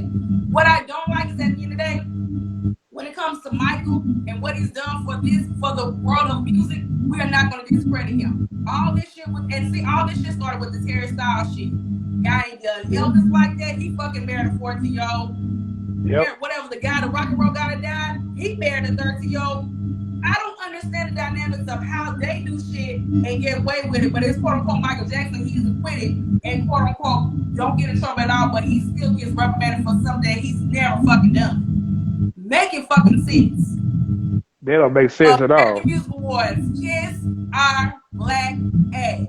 Grammys, adios. Because I don't give a fuck what the fuck up with none of y'all gotta say. Because y'all don't do shit either. Period. So all this shit, and yes, I did see y'all, that was racist, and I know it was racist because I see a lot of white people in the comments was going in about Michael Jackson and fucking Chris Brown. And it wasn't even about the music, it was about bullshit. It was bullshit. So at the end of the day, all this shit, it was racist. I don't care what nobody says. I don't care if I get tagged or whatever. I don't give a fuck. I speak truth. It is bullshit. But what y'all not gonna do is come from Michael Jackson, the man that created your stars, the blueprint. Because he took quote unquote Elvis blueprint and shit. Elvis didn't have a blueprint anymore. It was Michael's blueprint. Period. That part. That's not like don't do that. Don't do that bullshit. I don't like that. And like I said, and I said again, fuck the Grammys, like y'all said, fuck the AMAs, fuck every white award that y'all want to kiss ass to. Stop doing that. Beyonce, I love you, girl, but you're not gonna win Album of the Year. Yeah. I hope she do. My prayer is I hope she do, but we know she not. Facts. Yeah, and then on top of that, they're gonna award Chris Brown. They're gonna give Chris Brown an award. Anyway, go ahead. I'm sorry. And that was tripping out. Like they're gonna give Chris Brown an award. You know, when he won the best R&B male. If I was Chris Brown, I would have got a video. I would got on Instagram. I would tell Record Music Awards, you take this award and shove it up your ass. Fuck y'all. That part, bro. And that was me. In that position, I'll say, you gotta take a award. Fuck y'all. You know what I'm saying? Y'all, you know what I'm saying? Y'all rigged for me to get this shit. But say you don't want me to perform. That part. You know, that's like going to a family cookout, but you're not invited. And you the family. Yeah, that don't make no sense. And, you know, that's bullshit. MJ Moonwalker said, look what he said, Rashad. He said they keep trying to take Michael Jackson's legacy away. And what he said they keep bringing up these allegations of the bullshit. Even though he was found not guilty, he was investigated by FBI for 10 years and they still found nothing. This is what I'm talking about. Right, now, quick to get, quote unquote, him, but the ones that's doing it is white. Make it make sense. That's what I'm saying. Jerry Lewis, he messed with a lot of underage girls. That you know, in the younger days. Up until that motherfucker was 1,000 years old. They didn't say nothing. They say shit. You know, we had the Orange Man in the office for 5 years, had messed with his daughter and done a lot of things. Y'all didn't say nothing. They ain't say but it's okay for y'all to do that. But as soon as a black man or black woman mess up, whatever it is, true or not, y'all can't wait to shut us down. Then we got the step fetching people go along with this shit. That boy. You know, that don't make no daggone sense. You know, so that's what tripped me out about that because my thing like this, you know, I wish that Michael Jackson's estate would have had common sense. That's right. And really seen it through. It was like, you know, let's put this on Soul Train. No, you know, let's do it over here. They had power and they was jealous and they was fucking mad, so they was trying to do whatever they got to do to get him off. Yep. They just want to give him the fuck out the way, you know. And to me, that's sad, man. You know, but at the same time, you know, they can sit here and try to shut Chris Brown down, all that. But one thing you can't take away what he put on this earth. You know, he made his mark. You know, Chris, you know, forget about, you know, what he was affiliated to, what he done. For one, people realize this, Rihanna started that. She hit him. He had to defend Yeah, himself. but I I heard can't see him just hit a woman she not. automatic. I I'm get it. gonna say she ain't innocent. She's not. Yeah. I mean, I get it because as a man, they look at it as powerful or a woman. I get it, but at the same time, too, come on, man. I mean, that's what tripped me out about that. So they always try to find ways to segregate us, and all because of that and stuff. That's what tripped me out about American Music Awards. It's like y'all sit here want to honor us, but we got something go on. Y'all always try to find ways to shut us down That part. and drag us. And I think what will stop everything if rest of black artists would have common sense, be like, you know what, let's not show up, let's not do none of this. That would stop a whole lot of difference. It's like back in '89.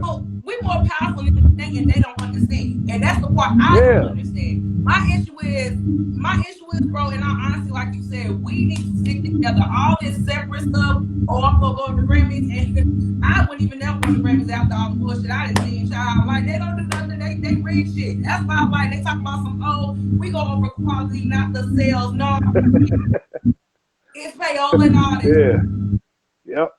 That's what tripped me out though, because like, how can you be a black artist? You speaking pro-black stuff, but when it comes down to it, your black ass is nowhere around. Nowhere around. Nowhere the fuck around. Ugly ass up in this bitch. Oprah. And we leaving comments, we sharing the posts and stuff, we vouching, for it, then turn around and disappear. That part. We gotta stop doing that to each other and stuff. And that's why I say that, half our black heroes, supposedly black heroes, they need to be held accountable. I would say supposed to be. I ain't gonna say all, yeah. And that's what trips me out about that because, and then I'm gonna say to the artists that got these verified checks, I don't give a damn how successful or most successful you is.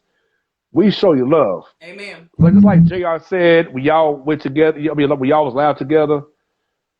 Be the R&B edition, R&B SoulEffect TV, R&B reps. In a handful of, we show you love faithfully every day. Right. We don't dog you up. We don't say nothing stupid. We always give you guys great content of music. Yeah. Half y'all black asses don't ever be around. But y'all get pissed off at Hollywood Unlocked and Shay fucking Room and all they'll talk about. Now you want to say something about it. So you mean tell me that we got a bad shout for y'all to get y'all attention? Damn. That's why I say shouts to Jimmy Jerry Taylor Lewis, Jody Wiley, a handful of them. They don't care how big they are. They love that our people showing them love. Yep. That's one. Yeah. So, and you would think that brothers like him in that status would show us love. Yep. And stuff. So just gonna show you how fucked up it is because R&B's not dead. It's timeless. You go anywhere. Yep. Somebody playing old school music or new school. I mean, R&B is timeless. I mean, it's like you go on Instagram, somebody go on your page, my page, DR's page. Yeah. Music's always being played in a car, house, whatever it's at. It will never die. I think all thing that heard R&B was back in 1990. These damn nerds that work for Billboard, when they aligned R&B hip hop on the same chart, that's what fucked it up. Tupac ain't no singer. Jay-Z ain't no singer. Out fucking Cass ain't no singer. Yeah. And at the same time, it's like, how can y'all? I mean, that's what fucked it all up and stuff. So that's why R&B will always be treated as a stepchild. That part. Because no matter, it's like Michael Jackson. No matter how big his career is, they'll always treat him like a stepchild. They'll try to find all kinds of ways, try to say it's not good enough. You mean tell me that he done sold out so many fucking arenas, even arenas that don't even exist no more. You know what I'm saying? He done broke so many fucking records. I mean, it's ridiculous. He done broke because they mad because he done broke every white artist's record. That's why. Some dads can't even do. He shattered all that bullshit and stuff like that. Yeah, I mean, this brother has been popular since day one. Yep. And I'm gonna say this too. Got to Be There was his first album. Not all too I get it because he was a dog. A solo album's a fucking album. Ain't no fucking difference. Right. You know what I'm saying?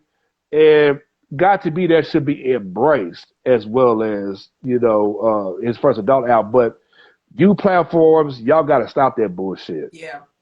Y'all play like, and even some of you black YouTube bloggers.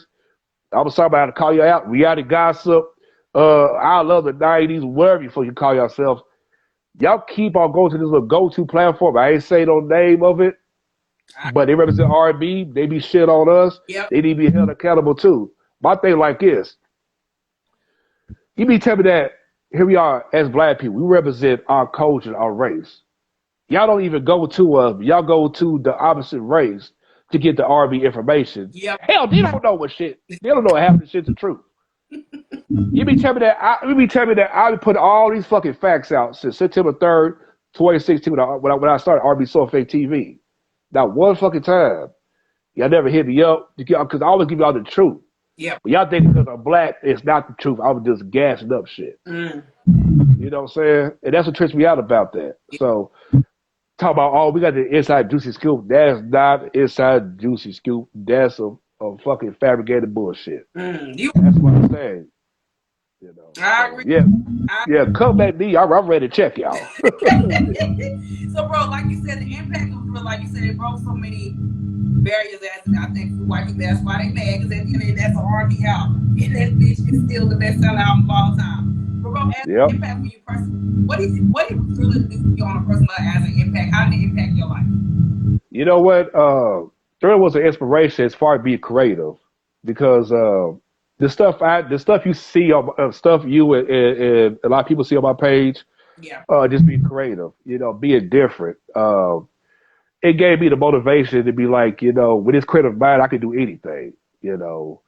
And I'm not here to impress, you know, a certain type of crowd. You know, as long as people love what I do, that's all that matters and stuff. And also, it also, you know, let me know, it gave me like the, how can I put it, like the leeway to make sure that black arts are celebrated, you know, tell their stories, you know, how it's supposed to be and stuff. Not being labeled or a certain way and stuff. So tell good stories. Thriller done for me, you know, look like the song Human Nature, you know.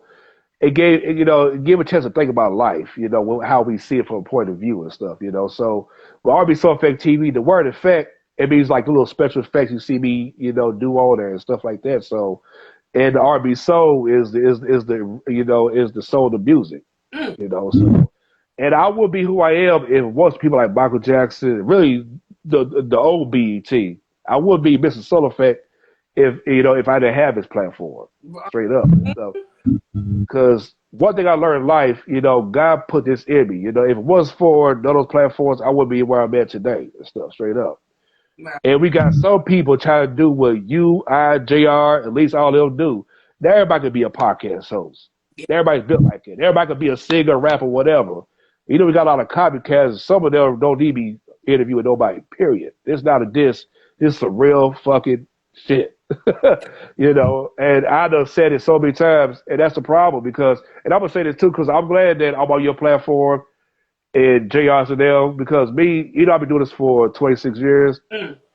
I love to see my black people, you know, collaborate and talk about history like you and I and everybody else, because it shows that two black people can come together and really talk about the history and set the record straight on our end what we think is true and false. Right. The problem with half our black people that call themselves R&B historians or whatever it is, they find ways to shit on each other, hate, and do all this other stuff. I mean, what? I mean, competition for what?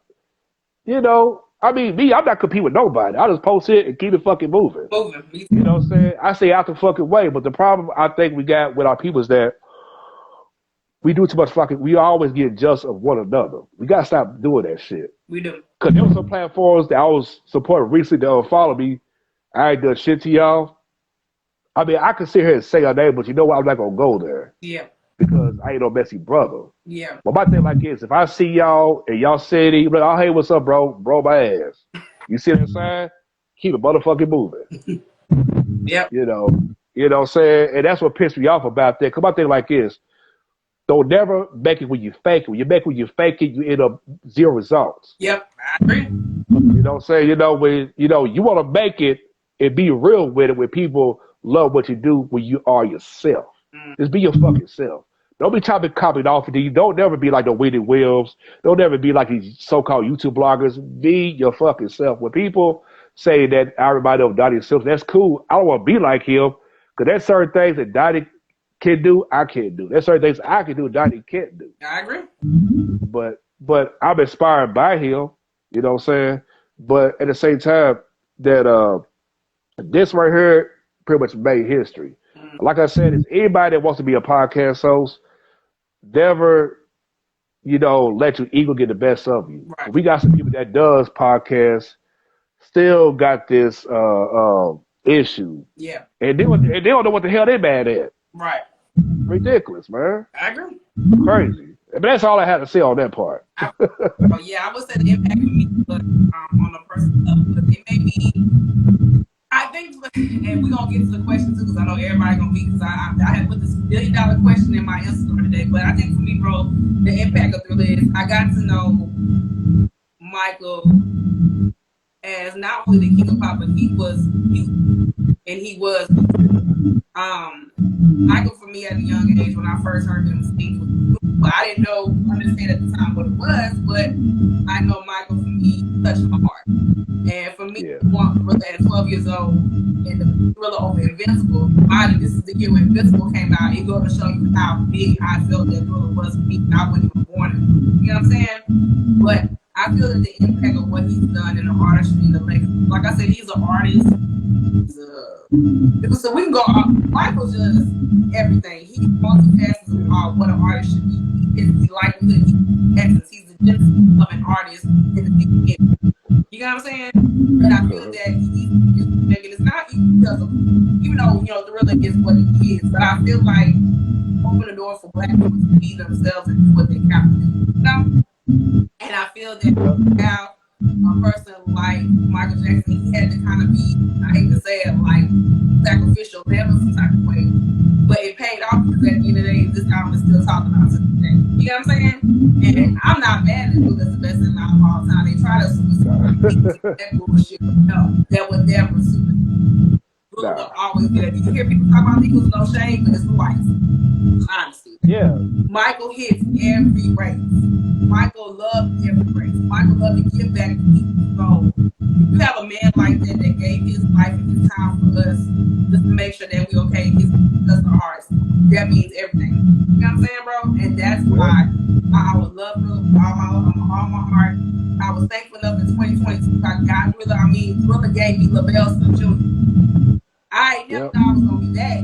Michael Jackson choreographer. Who would have got Michael Jackson choreographer? Yeah, I saw that. That was epic right there. And I bought it the week before I got an email. So it goes to show you what Thriller means to me. The night that I was really touched by Thriller because out of all the albums he made and all the albums I put away, I still wanted his original, and that's what me. So I'm happy about it. You know what I'm saying, bro?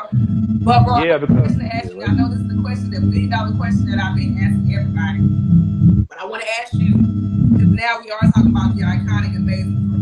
Now we gotta get to the album. So I wanted to ask you, we have talked about which album of Thriller, but everybody has this big controversy about Thriller the album. Which album do you think is the best from this album? And we're only gonna pick, and I think it's the biggest controversy we always go in about. I guess these two albums because everybody feel like these are great, but Michael has a plethora of albums that we love. Do you feel that Thriller is the greatest from, or the best from the catalog, or do you feel that Off the Wall is the best one? Man, that's like saying, which one's my favorite child. Man, that's kind of hard. You know what? Now, it's your opinion. It's your choice. Now, this is my opinion, my choice, because I know see people like, nah, man, you pick this. Come on, y'all, chill. That's like if y'all wear a pair of Jordans, I'm going to wear, Nikes. But anyway, if I had a pick, I liked the album Bad. And all the reason why. Well, wait a minute. It's because you said Bad, but we're talking about Thriller or Off the Wall. Which one you think? Off the Wall. That's I have to say Off the Wall. Ooh, wow. And only because I feel like that album did was supposed to do so 20 million. I feel like the album wasn't appreciated enough in a way because that album was the Kickstarter as far as he'll be an adult entertainer and stuff because the album just hit different. Songs like I Can't Help It. Yeah. Rock With You. Was it Burn That Disco Out? That album was funky, man. Straight up and stuff. And I like that album more than Thriller. I think it's because with some albums, they just hit different. They just hit different in a way and stuff. And Michael put so much higher energy into it. Don't get me wrong. Thriller, he put energy into that, but you can hear in his voice, he has so much passion into it. He gave it his all. Because if you look at the Destiny album and led to Off the Wall. He had so much energy into that. Because the thing was with Off the Wall was like Quincy told Michael, he want Michael to put all his energy to sing a certain range to bring the best out of him and stuff. So if I had to pick, Off the Wall. Oh, look like you got everybody in the comments agree. Everybody love Off the Wall. They feel like it's his best out of those two. Everybody knows what mine is. Mine is Thriller. Mine's always gonna be Thriller because what it means to me on a personal level. Because I just felt like I think the artistry is the blueprint of what it gives for Thriller. We wouldn't have Confessions. We wouldn't have Never Say Never. We wouldn't have Confessions. Like we have to really understand. I think for me, is why I feel like Thriller didn't open the door for our artists now. I don't know where we'll be at today. You know what I'm saying? But even though everybody's like it's pop, yeah, but I think it's a genre of an album, and that's what I love about it. It wasn't just mostly R&B. I love the R&B records more than I like the pop songs, but I like the they mean a lot to me, and I like this. But I feel like to me on the instrumentation level, I think All is better than instrumentation. I do agree with that. Yeah, and you're right about that. I do. You're absolutely right about that. And I agree with you though, because that album Thriller was the breakthrough because we would have had the Don't Be Cruel album, we would have the Confessions, we would have had none of that. There you go, boom. We would have had none of that because, every 4 or 5 years is always an album that pretty much always break through. So you only get that one shine, you know what I'm saying? And there's some album just hits different in a certain way and stuff. It also depends on where you at the moment of your life. That's the thing about it, you know what I'm saying? And because, as much as I love Thriller, don't get me wrong, I ain't so listen to Off the Wall. I keep it down until I got like 22.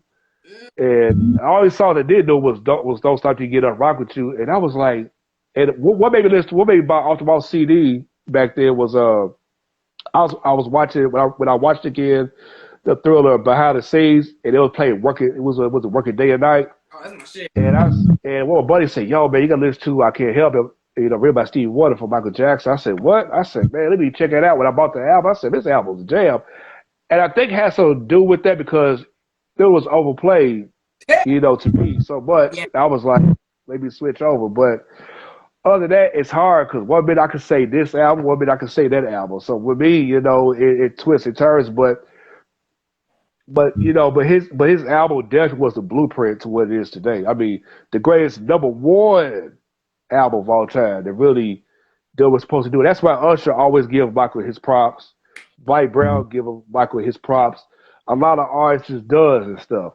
And people are like, well, what about this artist? And they're like, no, we're not talking about that. We're talking about Michael motherfucking Jackson. Why I said Michael motherfucking Jackson? Because he did his motherfucking thing. From the age of 5 on up, he did his thing. Michael did what he's supposed to do. And when like when I see comments, people say we don't deserve Michael. Our people, we deserve Michael. We embrace Michael, but other people, they hated on Michael. Yeah. And that's sad because no matter what we do in life, they always try to find ways to destroy us and to find ways to have us go against each other. And they also like to play into that. But yeah, it's crazy. Here it is. Like every time I get on Apple Music or Spotify, no matter where it's at, okay, like let me take it back. I said it earlier. When it comes to a conversation, say like me, you and JR, or whoever else went live, we talk about the best albums. There will always be in that conversation. Yep. With Don't Be Cruel by Brown, Usher Confessions, and Janet Jackson's Velvet Rope or Realization or something like that. You know what I'm saying? Yep. Because those albums resonates and those albums hit different, particular our lives and stuff like that. Because those were the kickstarters to his career. And I want to say this too. I don't know what somebody said. Janet Jackson, did a song similar to Michael's song "Lady of My Life" with Funny How Time Flies, and that was kind of paying homage to her song. That was her favorite song right there. So she wanted something like that for her album. But yeah, because Michael, definitely inspired a whole lot of people, man. I mean, when it comes to albums, Thriller is always in the conversation. I can't see how somebody surpassed it. If somebody don't mention Thriller in the conversation, they gotta be stupid, don't know shit about music, period. That part. Because to go through 500 fucking songs to pick 9, that's saying something. Because when I talk to some of these independent artists, they are not that confident or even driven like how Michael was to make certain type to record many songs and try to pick which one would be a good fit. Mm-hmm. Because let them say they're hard workers. No, you part timers. Michael was a hard worker. Tupac was a hard worker.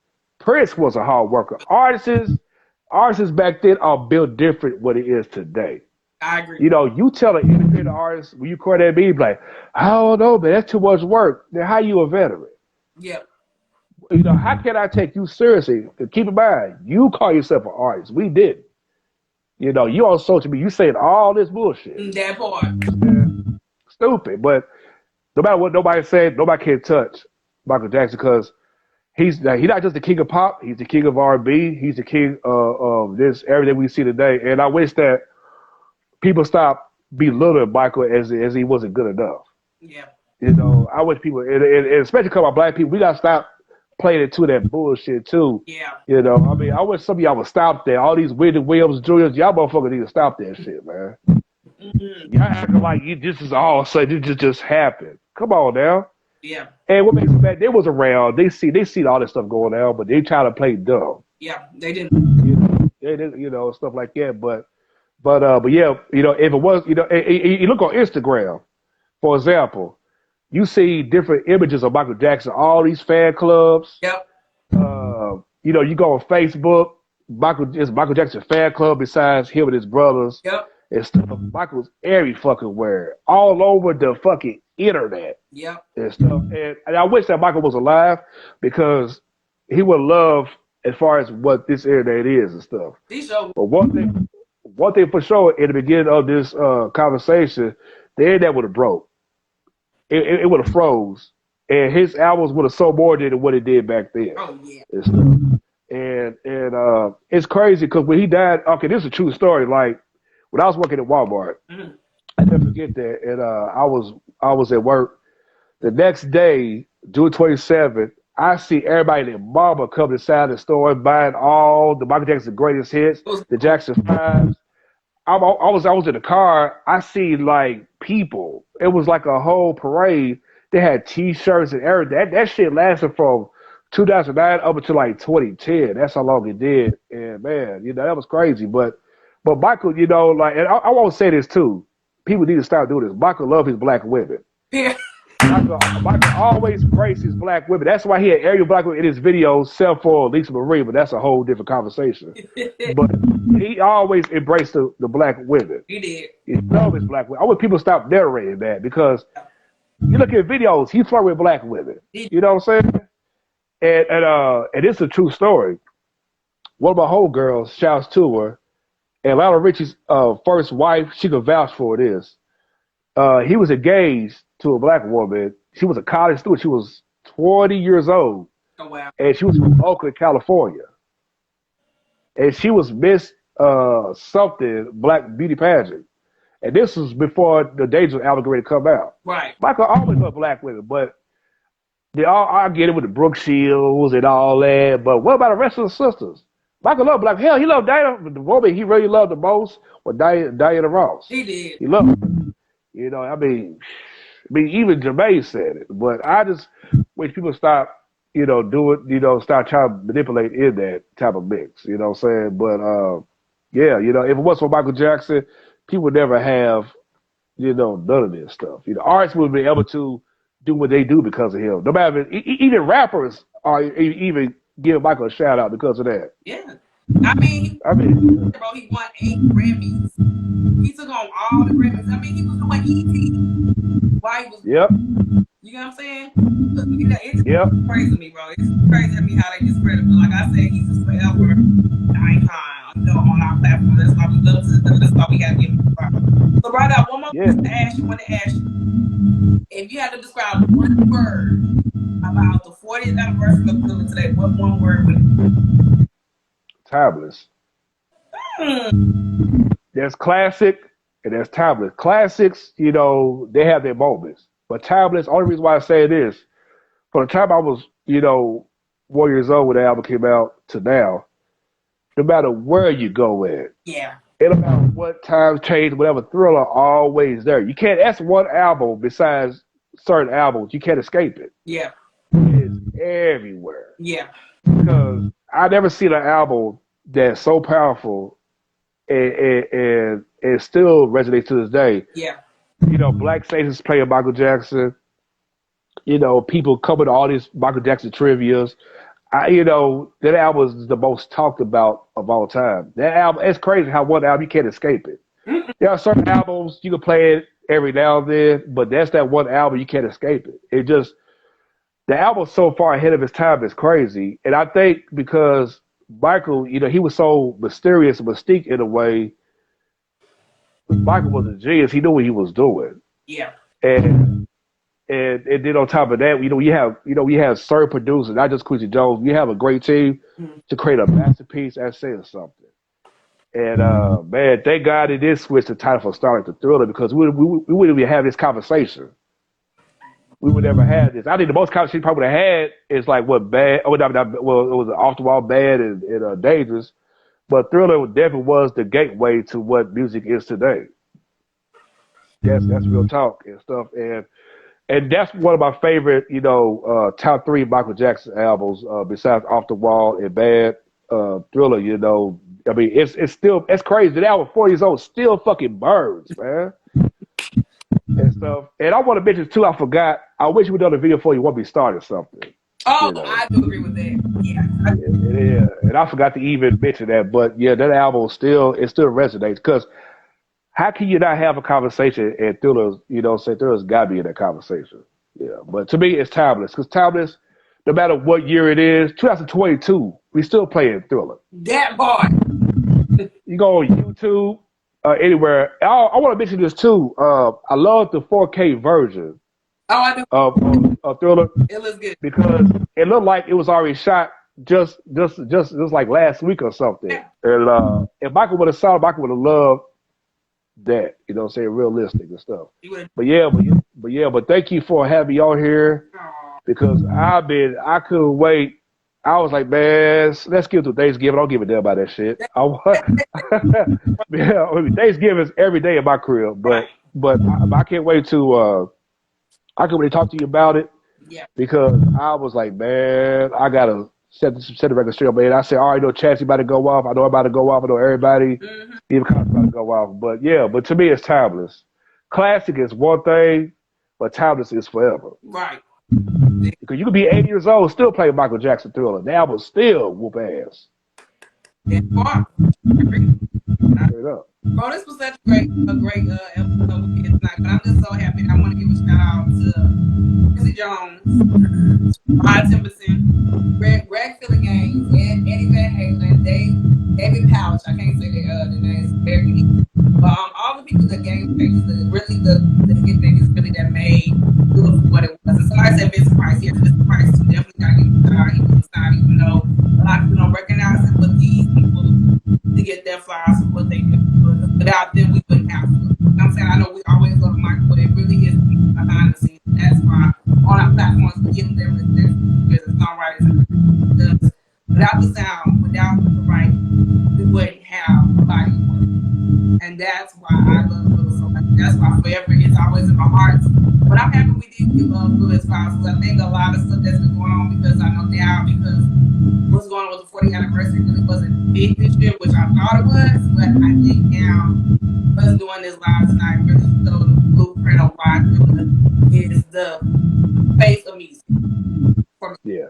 You know what I'm saying? Yep. I'm just so happy. So you got anything else you want to say, like anything you want to promote or anything you got going on for yourself? Oh, man, yeah. Thank you, LeBron Johnson, brother. Thank you. Oh yeah. Shouts to Louis Johnson and stuff. Yeah, for the brother Johnsons. Yeah. Next year, besides what I'm doing right here, I will be interviewing Soul Train dancers on here too. So be on the lookout for that. Even video dancers, even though they weren't no artists, but they had an impact on parties' culture and stuff like that. But besides the podcast thing, I will be doing album release parties. For certain independent artists, even well-known artists. I I will have my first independent awards, honoring legendary artists, not the one that's overly famous. You know how that goes. Right. But the ones that had a lot of highs and lows in their career. So be on the lookout for that. All that's in the making and stuff.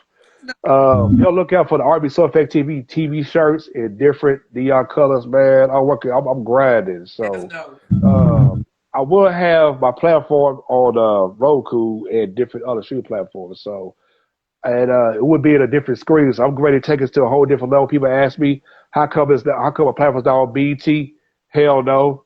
Because one, what I look like negotiate my platform on there, because for one, I don't want to go out and be like one of these people talk about what happened to Rashad Ali, the RB SoulEffect TV. You know what I'm saying? So I'm a type of person, I rather do it the right way. You know what I'm saying? Bring something to my people. Right. So that is needed to the culture. You know what I'm saying? So if you love black music, you know, I'm not hard to find and stuff. But thank you for having me on here. Let me tell you something, sister. I have watched you grow and evolve like the last 2 years, like the time I knew you up to now. And I knew that you was on to something good because talking to her for the first time, I said, you know what? I don't know what it's about this sister, but someone tell me, her conscience going to grow just like that. And you're the only black female that has his own platform that I say that has done good successfully. I mean, to have certain people that I'm like, damn, wish I had that motherfucker on there, you know what I'm saying? And I'll be trying to chase for people, you know what I'm saying, like that, depending on who it is. But and I wish that more young black women that had an attitude like yours. Because some black women that have their platform, I ain't mention no names, but they always worry about what people say about them. And a lot of me starting shit too, and be hearing things and this little whatever shit they got going on. But my sister, keep doing what you're doing because, Midnight R&B Edition, represents what the culture was then, how it is now. You know what I'm saying? I'm gonna give you your flowers. You know what I'm saying? From an OG to a young G, you know what I'm saying? I'm gonna give you your flowers, you know what I'm saying? So you definitely deserve it. And I want people to understand this sister right here, I'm telling you, all the what's gonna happen, but y'all gonna see her somewhere on the red carpet on the screen. I'm telling you, it's coming, straight up.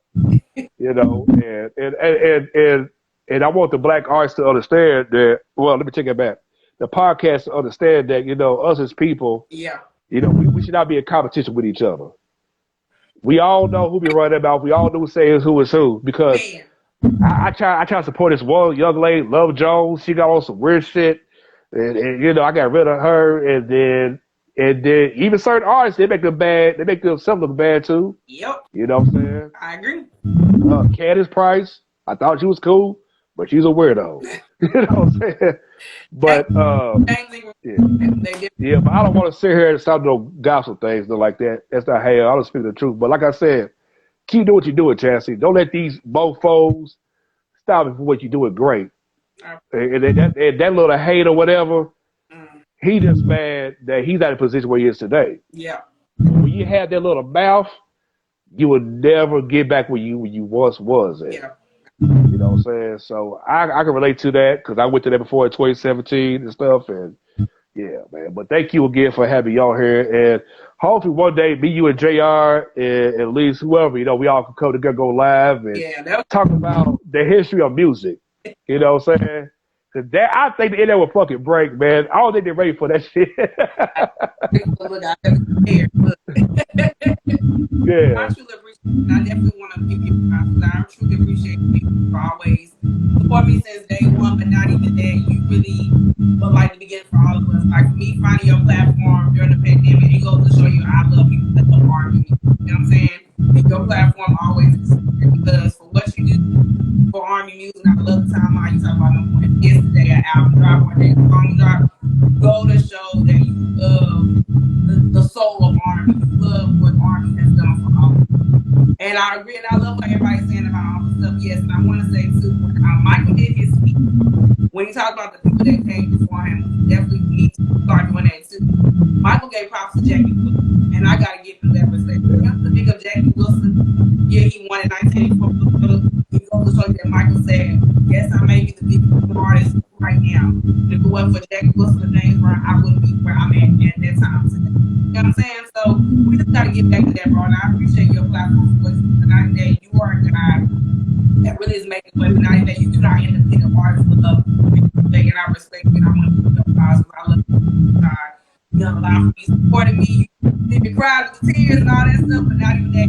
Always make sure that Army is all grace, respect, for time, days, down. Put another JR, you were probably there when they was there doing the damn music behind the scenes. Yeah, because I tell you, because like when no problem, sis. Because like when I first started this platform, I didn't know there was more, people like me. Then when I met you and then JR, and I said, okay, that's a hell of a just like me. I can't say everybody's like they had the same type of energy and stuff. And with me, I'm a type of person like, no matter what's going on in my life and stuff, I never let certain things get to my head. When people, like when a certain celebrities, oh my God, they follow me. Like SK, they follow me, but they followed me last week.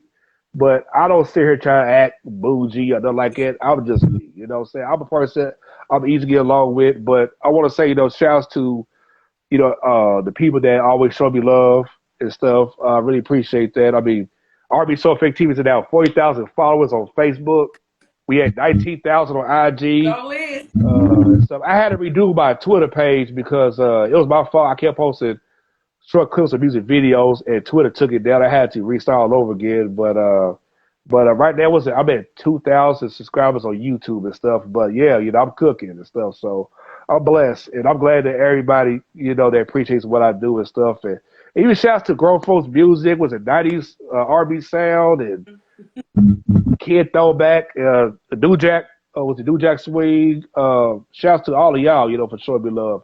I appreciate that too. I can't forget them. There's so many of them. It's kind of hard to even say and stuff. And I'm only shouting those because they always, show me love, and I show love back. Throwback jams, you name it. But